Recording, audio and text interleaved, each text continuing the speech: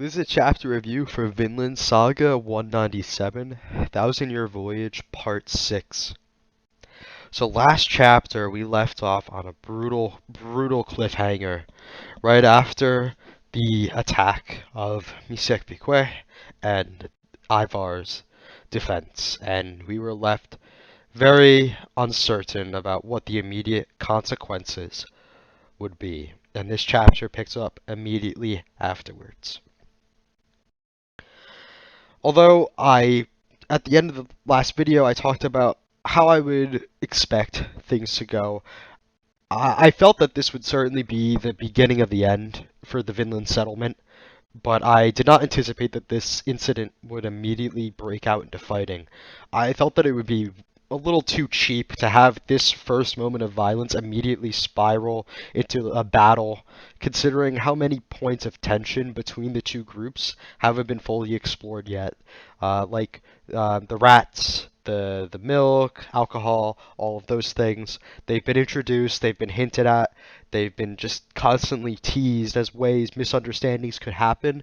So to have everything be immediately ruined entirely with no hope of saving it without any of those things being addressed, I think would be upsetting. So I didn't think this would be the end all be all, even though this absolutely is really where there's no going back, point of no return, if that makes sense. They'll still try, they'll have time and some space to keep trying, but this will ultimately kind of seal the fate of Vinland. So instead, I expected the situation to be diffused and for this moment to instead just last as a permanent stain on their relationship.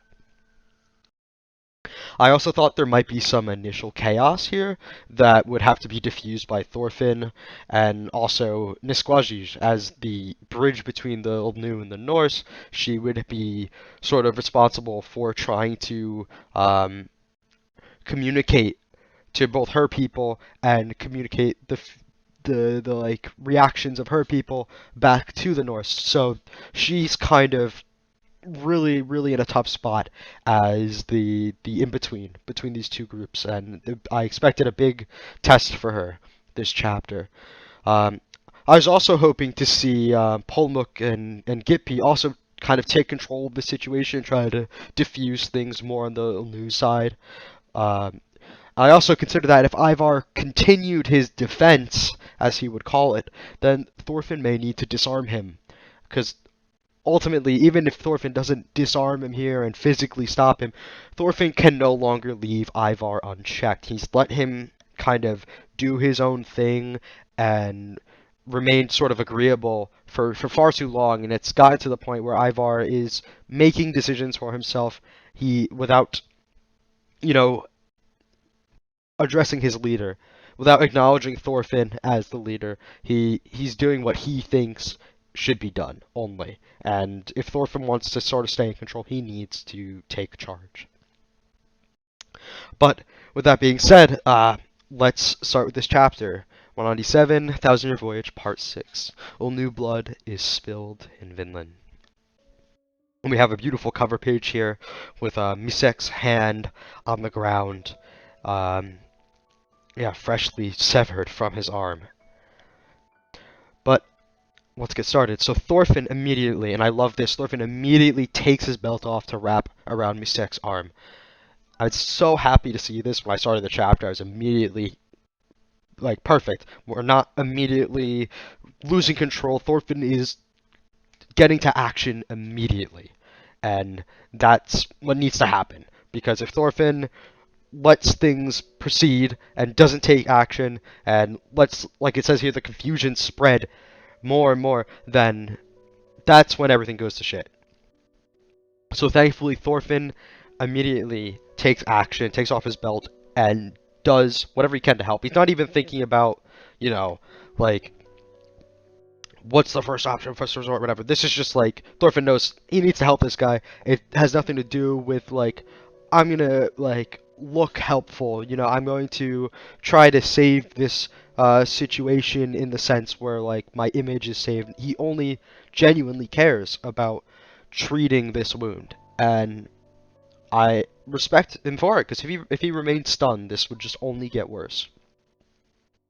But as Thorfinn pleads for Misek to stay still here, we have blood like shooting out of his arm, and Cordelia is watching here, horrified. The expression on Cordelia's face here is like something we have not seen from her, because everything that has been sort of, I guess, outside of the vision, really, there's been nothing but peace since the start of sailing west with the introduction of Cordelia. So this is really the first time we are seeing Cordelia experience violence. We had that little flashback of Cordelia on a battlefield, I believe 2 chapters ago, and we didn't really get to see her face though. So this is like such a genuine reaction to me that I don't know. It's there's something kind of powerful about seeing that reaction of Cordelia for me, where it's just like horror, just absolutely horror at what just happened, because it's been nothing but peaceful, and Cordelia's already a very sensitive person, so I just feel for her here. And when all that of blood suddenly like comes out of the arm, then Cordelia literally like faints, and Gudrid barely catches her. But Einar, love him, takes action immediately. He comes to Thorfinn's side, and he just starts directing the settlers on how they can help get Misek treated. He picks the closest house, he asks them to start boiling water, asks for a long pole so somebody could make a stretcher, and he's like desperately trying to put together a plan here, and then he looks and he sees the other settlers are just standing there. And they do not share in his urgency to assist. They look unsure. And Einar asks, like, what are they doing? And Ivar sort of steps up, imposing over him, and says, no, Einar, what are you doing? Why treat this guy? He tried to kill Thorfinn. And he turns to the unsure settlers here, and he tells them that, as they just saw, the Lunu are clearly treacherous. He's immediately making them the enemy. He's not thinking any further beyond this. This is simply, they got attacked, it's time. He was right the whole time. That's all he's thinking right now. And he continues, he says their friendly behavior was just to trick them into leaving themselves vulnerable so they can steal their money, wheat, tools, and ultimately drive them out of Vinland. As he says this, we have Gippy looking on painfully. He may not understand exactly what is being said here, but it's very clear from Ivar's actions and the tone that he's saying these words. He's fully aware of what's happening here, that they are being treated as enemies. And then we have Polmuk.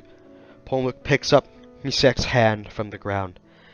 He looks at the wound and he questions how such a clean cut could be made through bone in such a swift single hit. And he's nervous. He has the sweat coming down his cheek. He nervously looks up and looks at the sword in Ivar's hand. And he questions to himself, what is this weapon? Einar tries to draw Ivar back a bit and explains that there could be a reason for this, but Ivar immediately takes control back and says Einar's being ridiculous. He declares that the Lunu are enemies and directs the other Norsemen to capture them. And before this can all spiral entirely out of control, Nisquaji just cries out, not enemy. And with her limited Norse, she knows what Ivar just said and desperately tries to address them in their own language. But without the help of Bug Eyes and with the tension of the situation, she's struggling to fully convey what she wants to say. She's trying to say, New Nord, not enemy, not lie.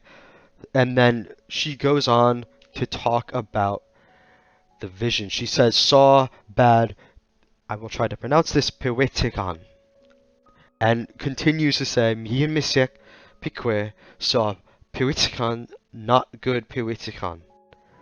So with the context of what we know as the readers, we can deduce she's trying to explain here that she and Misek saw these bad visions of the future. And she begins to cry, and she gets more desperate. Her sentences start to become more Lunu and less Norse. Although it begins to get more difficult to understand, we can kind of deduce here that she is saying they can change the future. She and Misek saw, and that they can still talk and be friends. The Norsemen know nothing of the context that we're aware of, though, so they're just simply confused. And then Nisqually cries to Bug Eyes, asking him how she can say a word in Norse, but she's unable to communicate this, and Bug Eyes is unable to keep up with this in the moment. So the Lunu are surrounded, afraid, and vastly outnumbered. Einar sees this and tells Thorfinn they need to concede and send the Lunu back so they can treat Misek themselves. The tension is just at a point here where communication has broken down and talking simply just can't happen anymore in this scenario. It's just gone too far. There's too much confusion, too much tension, and nobody's in a position to take the time to talk and understand. So Thorfinn tells the settlers to stay back and allow the Lunu to leave. They question Thorfinn because they tried to kill him. You know, they're like, hey, like, why would we let them go? They tried to kill you. But Thorfinn tells them that if they continue to act rashly, the wounded will only multiply. He begins to say his usual words about the first resort, like he always does, saying the first resort is to talk and understand, but he cuts himself off because he's caught off guard while looking at Misek, and we don't quite see what he sees in this moment, but we will be able to see this and talk about this very shortly.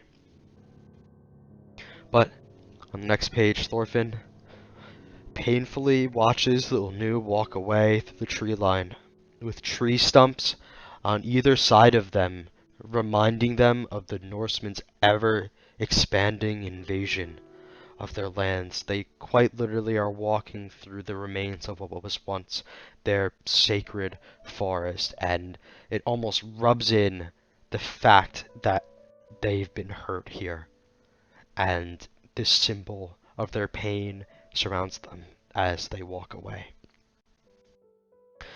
But Ivar tries to rub this failure in as he points out that it seems like Vinland turned out to be a dangerous place, huh? He sees this moment as being undeniable proof that he has been right since the beginning, and that swords are a necessity. Thorfinn remains silent as he looks towards the tree line. He controls his anger and does not give Ivar a reaction, but we can see looking at his face that he's hearing this and he's just taking it. But Ivar then notices Hild giving him a death glare. And then Hild says what we've all been thinking. She controls her emotions, but she's very clearly angry here. She tells Ivar not to do any more useless things and asks why he moved even though Thorfinn said not to. Ivar's confused about this and says he clearly saved Thorfinn, but Hild, after her long journey of understanding Thorfinn, both what he is capable of in terms of physical violence and what he absolutely does not want to do, she tells Ivar that Thorfinn is much stronger than him and needed no help in that situation. To think how far Hild has come, because in a moment like that, in the previous arc of the Eastern Expedition, Hild would have reminded Thorfinn that if he injured or killed Misqe'g Pig'w, that he'd have a crossbow bolt through his skull. But now she's saying how strong he is and how he did not need to be interrupted. But Ivar, still underestimating Thorfinn and knowing nothing of his past, calls Hild out for bluffing and cockily says that they just don't want to admit Thorfinn was saved by the sword. Hild says that all the sword did was ruin something that could have been handled peacefully, and she's absolutely right. Then Einar apologizes to Thorfinn for not understanding the Lunu's true intentions. This is interesting here, because Einar almost seems to generalize the Lunu people a bit here, talking about their true intentions, rather than Misek's true intentions, or just the shaman's true intentions. But Thorfinn interrupts to tell Einar what he had seen when he was looking at Misek. Despite the pain of his wound, Misek was laughing, seemingly having had his expectations fulfilled. Thorfinn realizes that Misek's intent was not to kill him, but to be killed himself in retaliation. The rest of the crowd hears this. Hild seems to look back and understand this, but you can see Ivar, Stork, and the rest of the settlers are all a bit confused. One of the settlers tries to say it was clearly self-defense and that the Lunu had started it, and then another settler agrees on this, saying that they must have planned it all as an excuse to pick a fight. Hild responds to this, saying that theoretically it is possible, but she is more concerned with the non-theoretical part of this incident. She asks, "Are we the injured or the injurers? Which one is left in pain?" She says that no matter what the theoretical reasons were, the result is that the Lunu were injured by the Norsemen, and now they're on the run, feeling like they have lost the battle.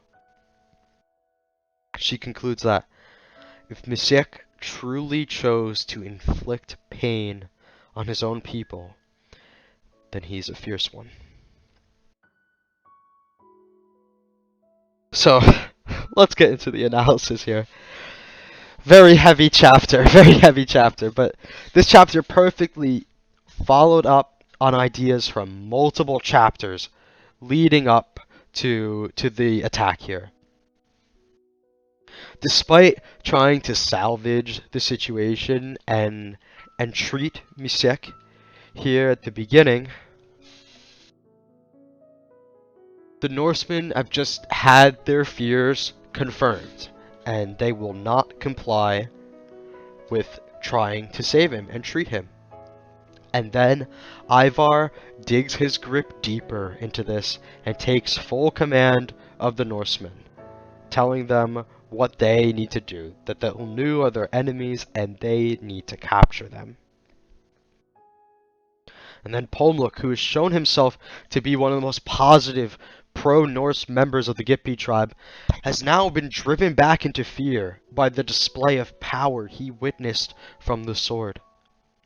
And now the sword itself has confirmed Misek's words that he spoke to them about the Norse having weapons beyond their capabilities.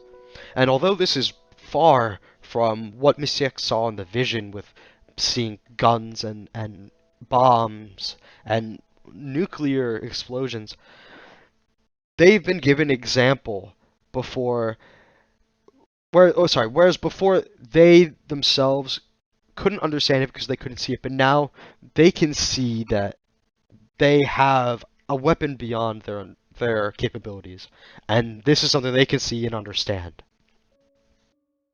And then Nisquaji's attempt to communicate as tensions grow beyond control follows up on ideas from chapter 187, when she had gone to the settlement for the first time, and she was learning to communicate a bit and trying to understand, but then Ivar yelled at her, and she sort of had a breakdown of communication, and that chapter promised us that communication was possible, but rapid misunderstanding and confusion could cause it to break down beyond saving.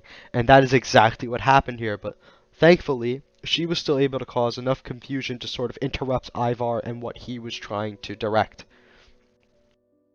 But in her pleas, we can deduce that she talked about changing the future that they have seen.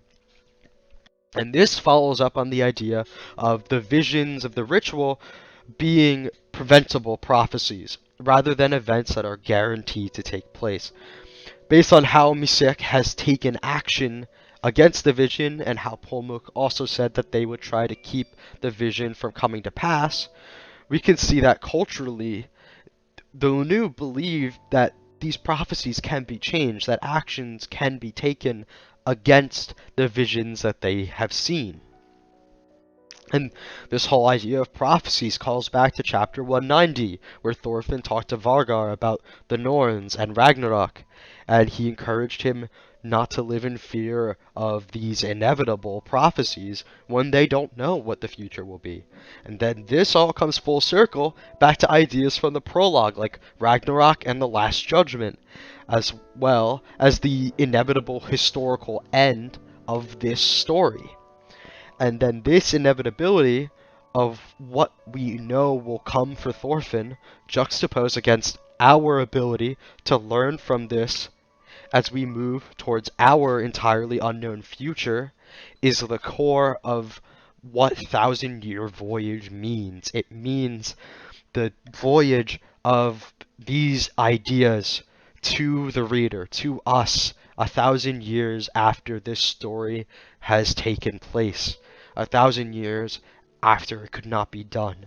We can take it and we can change it and we can make the future, because we aren't limited to the past like Thorfinn is. And that's why Thousand-Year Voyage is amazing. But although Thorfinn himself did not reprimand Ivar here, Hild thankfully took control of all of that. And the way she dealt with Ivar here shows exactly why she is worth so much as a character here. Even though, as people have said, she has completed her arc. She's completed her arc of coming to forgiveness, sure. But Hild does something as a character that no other character really can do. Nobody in Thorfinn's group is really made to do this, because they have all taken after Thorfinn a bit more in their agreeability, and few of them are able to articulate these points like Hild is able to, because she is very well educated compared to most everybody in this group. Even Thorfinn, even though he has a lot of experience, he's not very smart. He doesn't have much of an education, but Hild is an engineer. Hild is a great thinker. She knows what she's talking about. She knows how to say it. So Hild is ultimately a very valuable stand-in for the reader in this sense, as she is in this unique position where she has seen Thorfinn at his worst and has since come to understand him just as we have, while also having valuable critiques for him like we have. So Hild is an S+ tier character. Jarky Bacon, eat your heart out. But let's talk a bit about Misek's plans and overall intentions. With the context of this chapter showing that the assumption that Misek was not actually trying to kill Thorfinn is correct, then everything is much more clear. Because Polmuk said they respect his advice, but can't take action against something that they can't really see or understand, Misek put together a plan to give them a glimpse of what he has seen in full by giving his own life. In a way, though, he was also proven wrong here, since Ivar only took his hand and did not try to take his life like he expected. But he has more likely than not had his convictions strengthened by surviving here, as a sign likely that he has more work to do, rather than taking it as realizing that in a way he was wrong. But although it is clear now that the idea I spoke in last chapter review of him trying to literally bury the hatchet and this being a misunderstanding is not true, I think it's even more likely now, though, that this cultural distinction of burying the hatchet will come into play instead as a means of Misek convincing the Gitpi tribe that he did not have ill intentions. So we will still get this cultural difference as the means of unraveling the relationship between the two groups, as his actions can only appear as hostile to the Norsemen who see an axe and think war, because that is their culture, compared to the Lunu, with the burying the hatchet being a very significant ritual and like cultural thing for the Mi'kmaq people. And the Norsemen simply can't see this without having a complex cultural understanding of the Lunu. It's very interesting because it's not something that can be easily communicated even in a single conversation, you know?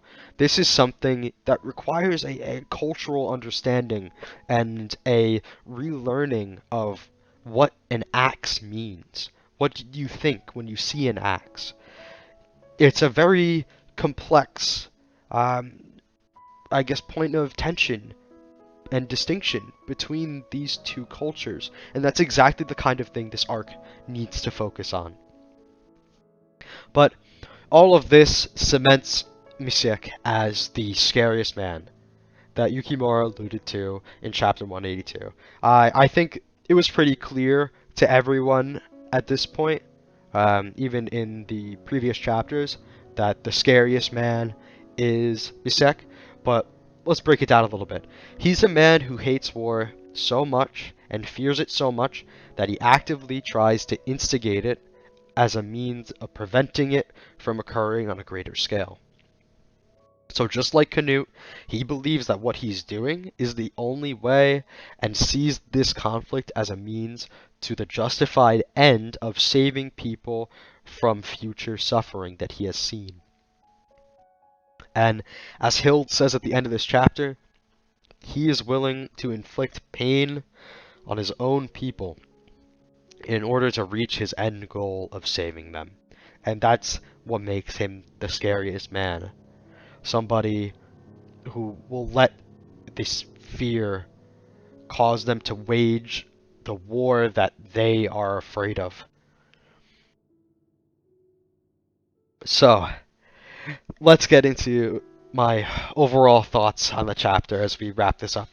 Overall, I'm very satisfied with how this followed up on the cliffhanger of last chapter, and it felt very, very validating to see so much of Yukimura's setup that I've been talking about since I started these reviews finally come full circle. And I'm very glad that Yukimura is not rushing things either, and he was willing to allow things to not escalate any further beyond that single moment of bloodshed. That was the peak of violence here, and it did not go any further than that. It only gradually came down from there. Even though there was a lot of tension, a lot of confusion, we didn't go further than that, and I appreciate that. But by having the Lunu take their space here and allowing them time to process what had happened, we will get a far more satisfying unraveling of their relationship with the Norse compared to what would have happened if they just had a straight up turn on each other right now.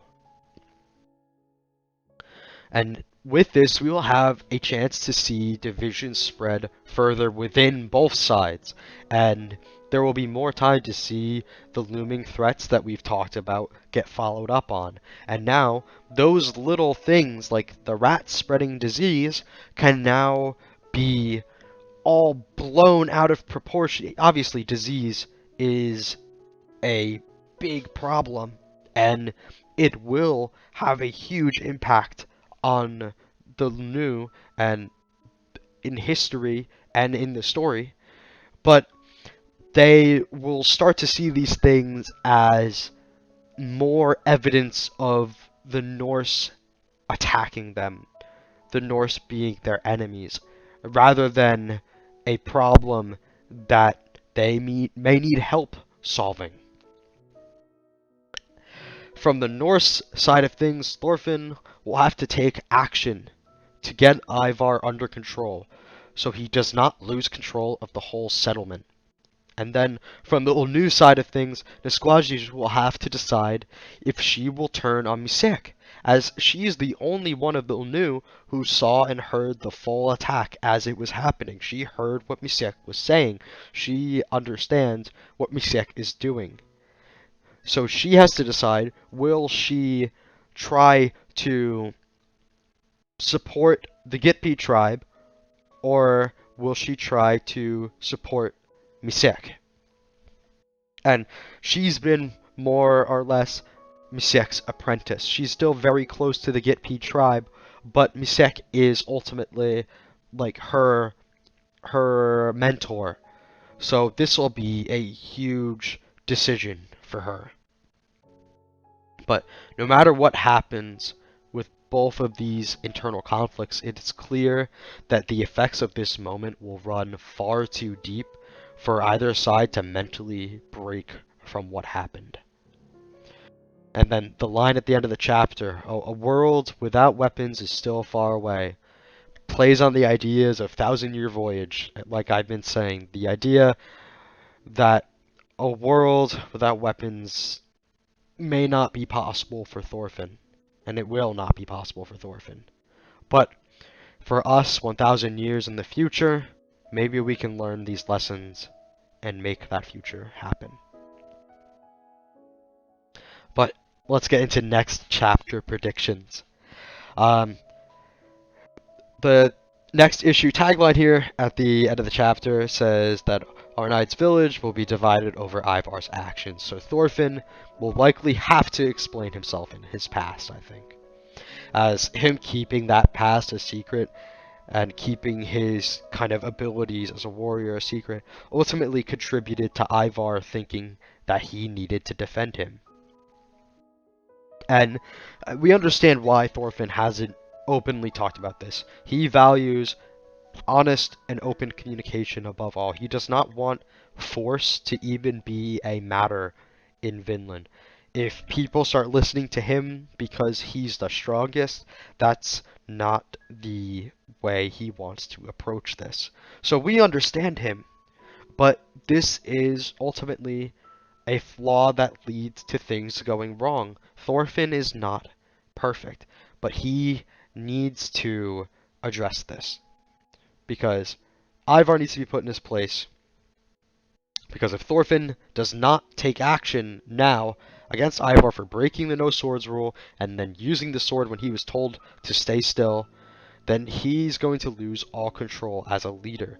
This is kind of a test of Thorfinn that's very, very similar to something like Escalate in the prologue. Escalate had his whole band turn on him because he wasn't communicating to them what his plan was, and things just fell apart because he was pushing them beyond their limits.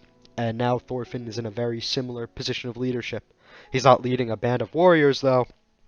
He's leading farmers and villagers and people who are trying to make a peaceful living here but are too afraid to stick to it. But I suspect that after all of this has happened, Thorfinn will have been pushed past his agreeability. I don't think he's gonna go and beat up Ivar like people want, but Ivar may try to pick a fight here. And if Ivar tries to pick a fight, then Thorfinn may be forced to have some means of self-defense happen. But for people who are expecting Thorfinn to literally fight Ivar and go back to his old ways, you're reading the wrong story. I don't think that's going to happen.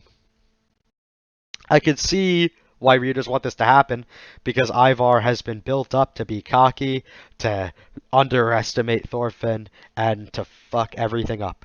He has been purposefully built up to that by Yukimura, and obviously he will be put in his place before this all ends. And we got a little taste of that with Hild in this chapter. But I don't want Thorfinn to stoop to his level. That's not what Thorfinn is about. But although it will likely not happen next chapter, I want to see Thorfinn at some point go to the Lunu to talk, and I think at most he should bring Bug Eyes to help interpret, but I think it would be most impactful if he were to come essentially alone to the Lunu tribe as a sign of trust. However, I don't think, now that I'm thinking about it, I don't think the settlers are aware of where the Lunu are settled. I think Thorfinn and the other Norsemen have mostly been interacting with them on the village grounds, you know, within their boundaries. So I don't think we've actually seen them go to the Lunu, um, the where the Gippy tribe rather is stationed. So I don't even know if Thorfinn can go there alone. But either way, with that aside, I would like if he were to go alone, or with Bug Eyes to help interpret, of course, just as a side of trust, because Thorfinn values communication greatly, and knowing him, I don't think he would want to leave a gap of uncertainty between the two groups for long. He knows that if they don't talk and include each other, that things could very easily get worse between the two, and uncertainty could just keep brewing, so he wants to kind of start talking as soon as possible. But he may also consider that the Lunu likely need some space after what just happened, so he will need to kind of balance this to avoid making things worse. He'll also need to choose if he will convict their spiritual leader of a plot to start a war and drive them out, or if he will keep this information to himself to avoid more division. And this is really interesting because Vinland Saga has constantly driven home this idea that completely open and honest communication is always the way to go. Talking and understanding is the first resort. So putting Thorfinn in a situation like that, where he may be compelled to keep something to himself to avoid making things worse, would be really interesting to see. And if he doesn't keep it to himself, the consequences of that. And that's what makes the Vinland arc and the Thousand Year Voyage so interesting to me, because it's Yukimura taking apart all of the themes that he's been building up towards and telling the story that he has been waiting to tell for years. And it's just amazing to see how much Thorfinn is being questioned and tested, and all the flaws that are coming out from him and his idealism. It's all so respectable for a story to critique Thorfinn, even though Thorfinn has the right ideas, and in an idealistic scenario it could all work, but idealism isn't reality, and reality keeps bashing down on Thorfinn, and this is the start of the real hard truths taking him down, and it will ultimately lead to the failure of Vinland. But we're gonna have to wait till next month to see what plays out. We're definitely going to see the Norse perspective of things and how division spreads after this incident, but I would like to hopefully see the news side of things next chapter, and if not next chapter, hopefully the chapter after, because I think the chapters that focus only on the new are pretty interesting, and I like seeing more and more of the Gippy tribe characters specifically, and especially Misqe'g, because she has been set up in such a way where she's kind of between two worlds with Misek and the Gippy tribe, and also between two worlds with the Lunu and the Norse. So she has a lot that she needs to figure out. And then Polmuk as well. He's been so pro-Norse for so long. He's even wearing their clothes, and I suspect the next time we see him, he's not going to be in this Norse tunic anymore. So let's not get ahead of ourselves. Let's wait and to see what's going to happen next month. So thank you for watching, and I will see you then.